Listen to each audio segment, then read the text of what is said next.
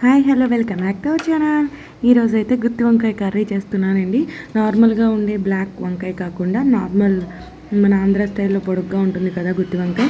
So ఆ వంకాయతో చేస్తున్నాను. So oil అనేది కొంచెం తక్కువ క్వాంటిటీయే పడుతుంది. ఫస్ట్ దానికోసం అయితే నేను ఆ స్టఫింగ్కి మధ్యలో పెట్టుకోవడానికి మసాలా కోసం ఇలా చెక్క, లవంగాలు, మిరియాలు అండ్ కొన్ని ధనియాలు, అల్లం, వెల్లుల్లిపాయలు సో కొంచెం ఆయిల్లో వేయించేసుకున్నానండి. సో ఇది ఆయిల్లో వేయించేసుకున్నాక ఇదే కడాయిలో నేను వంకాయ కర్రీ కూడా చేసేస్తాను. సో కర్రీకి సెట్ చేసే దాంట్లోనే వేయించేస్తున్నాను. అండ్ అందులో ఉల్లిపాయ, పచ్చిమిరపకాయ కూడా యాడ్ చేసేసానండి. సో ఇది కూడా నేను ఆయిల్లో బాగా ఫ్రై చేస్తున్నాను. అండ్ ఈ కర్రీ అయితే చాలా టేస్టీగా ఉంటుంది. అండ్ దీంట్లో కొంచెం కొత్తిమీర కూడా వేసేస్తున్నాను. సో జింజర్ గార్లిక్ పేస్ట్ కాకుండా జింజర్ గార్లిక్ ఈ మసాలా పేస్ట్లోనే ఫ్రెష్గా వేసేసాను. సో ఇవన్నీ బాగా వేగిన తర్వాత మనం దీన్ని మిక్సీ చేసుకుందామండి. చల్లార్చి మిక్సీ చేసుకుందాం. సో మిక్సీ చేసుకున్న ఈ స్టఫ్లో పసుపు, కారం, అలాగే ధనియాల పొడి అండ్ రుచికి సరిపడా సాల్ట్ అయితే వేసుకున్నాను. మసాలా ఆల్రెడీ మనం ఆనియన్స్తో పాటు వేయించేసి పేస్ట్ చేస్తాం కాబట్టి సో వంకాయని ఇప్పుడైతే నీట్గా కట్ చేసేసుకుని ఇలా ఇందులో మధ్యలో పెట్టేసుకుందామండి. లైక్ స్టఫ్ లాగా అనమాట, మధ్యలో పెట్టేసుకుందాం. సో ఇలా అన్ని వంకాయల్లోని పెట్టేసుకున్నాను.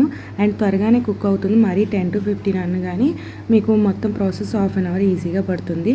అండ్ అదే ఆయిల్ గిన్నె తీసుకున్నానండి, ఏదైతే ఫ్రై చేశానో అందులో ఇంకొక 2 స్పూన్ అటు ఇటుగా టోటల్ 3 స్పూన్స్ 4 స్పూన్స్ వరకు పడుతుంది. మరీ ఎక్కువైతే పట్టదు. అండ్ ఆయిల్ మరుగుతున్నప్పుడు షాజీరా వేసాను, జీలకర్ర. సో జీలకర్ర బాగా ఫ్రై అయిపోయిన తర్వాత కరివేపాకు వేసుకున్నానండి. సో కరివేపాకు చిట్టుపట్టలాడుతుంది కదా. ఇప్పుడు మనం ఆల్రెడీ రెడీ చేసుకున్న వంకాయ ఉంది కదండి, మసాలా పెట్టిన వంకాయ.